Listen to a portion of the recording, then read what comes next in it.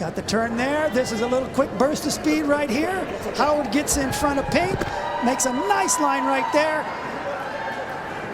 Trying to get all he can. I think people are surprised by how quick and athletic the Papillons are. You know, you think about the herding breeds and you think about the sporting breeds, but I'm going to tell you, these small dogs, they're athletes. And look at this dog go. You go, Pink. Trying to beat 39.65. Contact. He will shatter it.